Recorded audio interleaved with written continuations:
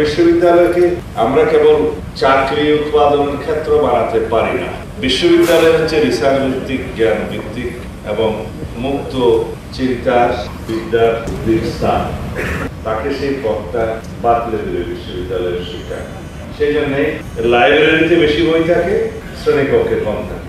আমার চিন্তায় বাংলাদেশের শিক্ষা ব্যবস্থার প্রধান গলত হচ্ছে আমরা সবাই মাস্টার ডিগ্রি অর্জন করতে চাই, কিন্তু উন্নত বিশ্বে আপনারা খোঁজ নিলেই জানবেন, অনেকে জানেন অবশ্যই, দ্বাদশ শ্রেণীর পরে গ্রাজুয়েশন করার জন্য সবাই যায় না, শুধু একটা সার্টেন পোর্শন যায়। গ্রাজুয়েশনের পরে প্রায় সকলেই এমপ্লয়েড হয়ে যায়, এরপরে মাস্টার্স করতে আর কেউ যায় না। তারাই যায় যারা রিসার্চ করবে, পিএইচডি করবে, শিক্ষকতা করবে এবং উচ্চতর ডিগ্রি অর্জনের মধ্য দিয়ে উচ্চতর রিসার্চ করবে, তারাই কেবল মাস্টার্সে যায়। কিন্তু আমাদের এই দক্ষিণ এশিয়ায় আমাদের যে কয়েকটি অঞ্চল আছে, ইদানিং একটা টার্ম আছে গ্লোবাল সাউথ। এই গ্লোবাল সাউথ হলো বহু দেশ উন্নত বিশ্বের কাছাকাছি আছে।